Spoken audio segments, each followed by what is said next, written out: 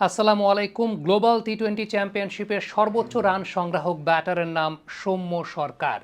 এই সৌম্য সরকার গেল একটা বছর আগেও কিন্তু ঢাকা প্রিমিয়ার ডিভিশন ক্রিকেট লিগেও ঠিকঠাক মতো ম্যাচ পাচ্ছিলেন না। ডেফিনেটলি থ্যাঙ্কস টু চান্দিকা হাতুরা সিংহে তাকে প্রত্যাবর্তন করিয়েছেন, ওই কনফিডেন্সটা দিয়েছেন। এখন সৌম্য সরকার বেশ ভালো ফর্মে রয়েছেন এবং গ্লোবাল টি-20 চ্যাম্পিয়নশিপে সর্বোচ্চ রান স্কোরার। দেখেন, অনেকেই সৌম্য সরকারের টেকনিক নিয়ে অনেক কথাবার্তা বলেন যে টেকনিক্যালি খুব বেশি কি সাউন্ড একজন ব্যাটার বা টেকনিক্যালি খুব গ্রামাটিক্যাল ব্যাটিং কি করেন। কিছু কিছু ক্রিকেটার থাকেন যারা মূলত আসলে ন্যাচারাল স্ট্রোক মেকার, কিংবা যাদেরকে আপনি বলতে পারেন স্ট্রিট স্মার্ট ক্রিকেটার। সৌম্য সরকার তেমনই একজন ব্যাটার। ফাইনাল ম্যাচে সৌম্য সরকারের ব্যাটিংয়ের কয়েকটা উল্লেখযোগ্য বৈশিষ্ট্যের জায়গা যদি আমি আপনাদেরকে দেখাই, তাহলে সবচাইতে উল্লেখযোগ্য বৈশিষ্ট্যের জায়গাটা হচ্ছে যেটা বাংলাদেশের নর্মাল ব্যাটারদের একটা কমন প্রবলেমের জায়গা থাকে, যে তারা অ্যাক্রস দ্য উইকেট যখন যান ফ্রন্ট লেগটা ক্লিয়ার করতে পারেন না, টো পজিশনটা পয়েন্ট বা কাভার বরাবর থাকে। সৌম্য সরকারের আপনি যখন শট দেখবেন, অলমোস্ট প্রত্যেকটা শটেই টো পজিশনটা দেখবেন স্ট্রেটিশ। যত বেশি স্ট্রেটিশ রাখা যায়, মিড অন মিড অফ বরাবর কিংবা স্ট্রেট বরাবর রাখা, এবং এই ধরনের টো পজিশন থাকলে যে পার্টিকুলার বিষয়টা ঘটে সেটা হচ্ছে আপনার হেড পজিশনটা ফল করে না। এই কথাটা আমি বারবার কেন বলি, কারণটা হচ্ছে অনেক তরুণ ক্রিকেটাররা আমাদেরকে অনফিল্ডের পর্দায় দেখেন এবং তারা যখন জিজ্ঞেস করেন যে আপনি শটের এলিভেশন কেন পাচ্ছেন না, আপনি টাইমিং প্রপারলি কেন করতে পারছেন না, ব্যাট কেন ঘুরে যাচ্ছে, আইলাইন কেন ফল করে যাচ্ছে, এই বিষয়টা আমি সবসময় গুরুত্বের সহকারে দেখানোর চেষ্টা করি যে যে সমস্ত ব্যাটাররা তাদের এই টো পজিশনটাকে স্ট্রেইট রাখেন, তারা ফ্রন্ট লেগটাকে খুব ভালো মতো ক্লিয়ার করতে পারেন এবং তাদের হেড পজিশনটা ফল করে না।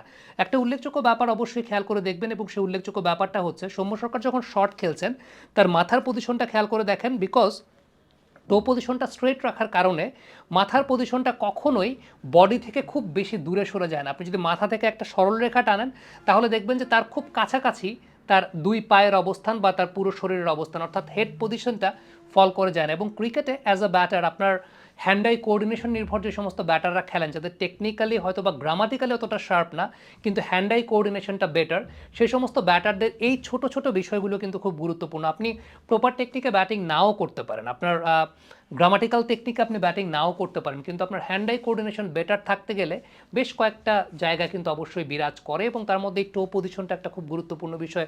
হেড পজিশনটা মাথা থেকে বেশি দূরে সরে নেওয়া যাওয়ার সম্ভব, কিন্তু এই জায়গাগুলো খুব ঠিক রেখে ব্যাটিং করেন। হ্যাঁ, তার মধ্যেও দেখা যায় যে ম্যাক্সিমাম নাম্বার অফ টাইমস বা কখনো কখনো বল যদি এক্সট্রা বিট অফ মুভমেন্ট করে, সৌম্য সরকার যেহেতু তার ফিট মুভমেন্টটা অত বেশি দেখা যায় যে প্রমিনেন্ট না, অনেক সময় জায়গায় দাঁড়িয়েও শট খেলতে পছন্দ করেন, কিন্তু তারপর এই যে ছোট জায়গাটা, যে জায়গায় দাঁড়িয়ে শট খেললেও টো পজিশনটাকে স্ট্রেইট রাখেন, ফ্রন্ট লেগটাকে ক্লিয়ার অবস্থায় রাখেন, এগুলো কিন্তু খুব উল্লেখযোগ্য একটা বৈশিষ্ট্যের ব্যাপার।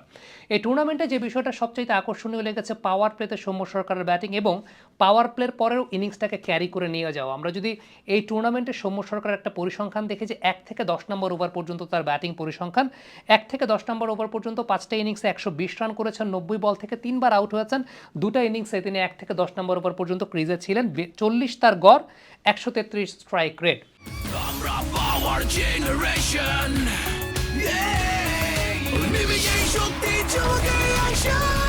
পাওয়ার চুমুকে অ্যাকশন।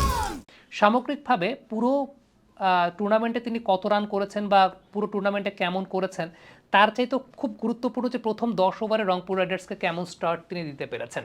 অলমোস্ট প্রত্যেকটা ম্যাচে রংপুর রাইডার্সকে তিনি কিন্তু বেটার স্টার্ট দিয়েছেন, যে কারণে রংপুর রাইডার্স প্রত্যেকটা ম্যাচে ক্লোজ ম্যাচ হেরেছে। যে দুটো ম্যাচ হেরেছে তারা কিন্তু ক্লোজ ম্যাচ হেরেছে, এবং ক্লোজ ম্যাচটাকে ক্লোজ করেছে দেখেই রান রেটে তারা কিন্তু এগিয়েছিল এবং তারা ফাইনালে উঠতে পেরেছে।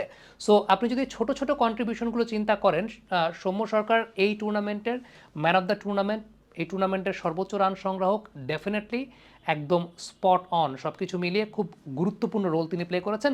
শেষে ছোট্ট একটা জায়গা একটু দেখাতে চাই, যে সমস্ত ব্যাটাররা ব্যাট সুইং নিয়ে কাজ করতে পছন্দ করেন বা চিন্তা করেন যে আমার ব্যাট সুইংটা, ডাউন সুইংটা অনেক প্রপার হবে বা ডাউন সুইংটা অনেক বড় হবে, সৌম্যর একটা টপ শট দেখাতে চাই।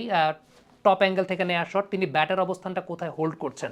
সৌম্য সরকার ব্যাটের অবস্থানটা হোল্ড করেন সেকেন্ড থাইতে, যেটা মডার্ন ডে ক্রিকেটে যে সমস্ত ব্যাটাররা নিজেদের ব্যাট সুইংটাকে প্রমিনেন্ট করতে চান বা ব্যাট সুইংটা চান একটু বেশি ডাউন সুইং হোক, তারা কিন্তু এই জিনিসটা ফলো করতে পারেন। কমেন্ট বক্সে আপনাদের মন্তব্য মতামত জানতে চাই, লিখে পাঠাবেন।